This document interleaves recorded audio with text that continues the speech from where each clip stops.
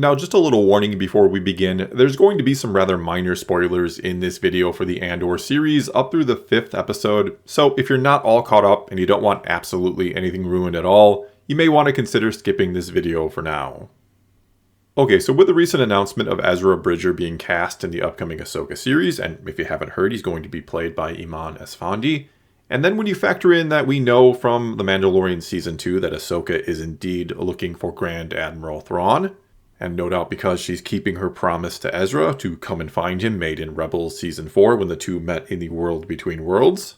And then further factor in that the Ahsoka series has essentially been confirmed, thanks to teaser images, to be carrying on from the ending of Rebels, where in the epilogue Sabine feels like there's something she has yet to do, which is to find Ezra, and that we know Ahsoka is going to go with her. Anyway, thanks to all of this, I think it's pretty safe to assume that in the Ahsoka series, we are going to be getting a live-action Grand Admiral Thrawn. I mean, I'd be shocked if we didn't, considering Ezra was last seen being hauled off to who knows where with Thrawn via Purrgil. And that, again, Ahsoka is probably looking for Thrawn in The Mandalorian because he's apparently returned from who knows where they both went, both he and Ezra, and she now wants to hopefully learn what happened to Ezra from Thrawn. However, I think it's also pretty safe to assume that Thrawn, one of the most beloved villains in all of Star Wars, won't just have a bit part to play in the Ahsoka series and then they will move on from him, and that there's a really, really good chance that not only will he be the main antagonist of that series, but the main antagonist of the whole sort of time period, the whole Mandoverse era, this time period 5 years after the end of Return of the Jedi. And that, assuming this crossover series that was mentioned by Kathleen Kennedy almost 2 years ago at this point, that it is still going to happen, the one that was going to include Rangers of the New Republic, which seems to be pretty much a dead project at this point. Anyway, assuming this crossover event series is still going to happen, I think Thrawn will end up being the main threat in that as well, as he leads the remnants of the Empire, much like he did in the expanded universe. And though more than likely the first appearance of Thrawn in live action will be in the Ahsoka series itself, or maybe, just maybe, in Mandalorian Season 3, or more likely we'll get another mention of him in there, especially if the New Republic has been interrogating Moff Gideon, which they almost certainly have now that they have him in custody, and they're trying to get information asking who is in charge of the remnants of the Empire, and I'm assuming Gideon will maybe eventually just kind of laugh at them and say something very ominous about who is really in charge, not that he'll even name drop Thrawn, but he'll allude to him. Anyway, even though the Ahsoka series is the most likely place for Thrawn to first show up in live action, there's actually another place that I think would be absolutely perfect for him before that, and to sort of set the stage for him being this huge, highly intelligent threat, especially for those unfamiliar with the character, who haven't seen him in either Rebels or the EU or in the books of the new canon. And that place would be Andor, and more specifically, to first show up in Luthen Rael's art or antiquities shop.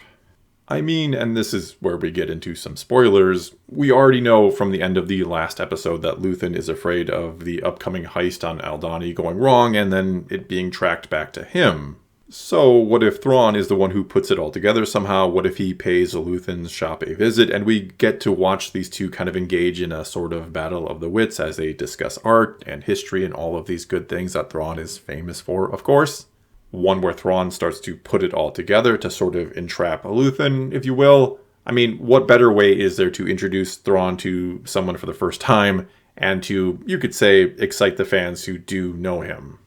Now, do I actually think something like this could happen? Well, it's unlikely that Thrawn is just going to come out of the blue in an episode of Andor, no pun intended, when they've been taking their time to really set up many of these characters. But it's maybe not impossible. We do know the show is going to keep growing and add more and more characters, add more and more stakes, and get bigger and bigger. There's supposed to be over 200 speaking parts in this season alone as well, so I wouldn't completely rule it out.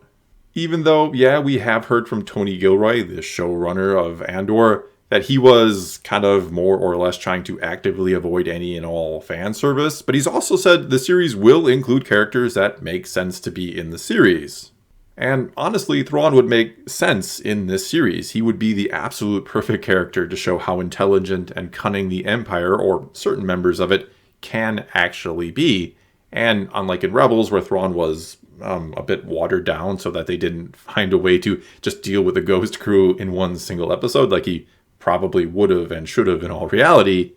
In Andor, he could get win after win after win over the fledgling rebellion, which would again start to explain just how great of a threat, even with limited resources, Thrawn is going to end up being in the time period of The Mandalorian as he leads that Imperial remnant. And heck, we've even had Kathleen Kennedy talking about persistent storytelling, about wanting one show or its characters to lead into another, and this would be the perfect way to make Andor relevant to everything going on in the Mandoverse time period as well, while remaining its own thing as well as a sort of prequel to Rogue One. It just seems like an all-around really good idea, to be honest with you, though again, one that's maybe not all that likely to actually happen. Well, that's all I got for you this time. Now it's your turn to tell me what you think about this idea. Would Andor be the perfect place to introduce Thrawn? And do you think there's any chance of it actually happening? And what do you think about Thrawn and Ahsoka? Is that a sure thing, or maybe not? Whatever the case may be, leave your comments below and let's talk some Star Wars. And until next time, thanks for watching.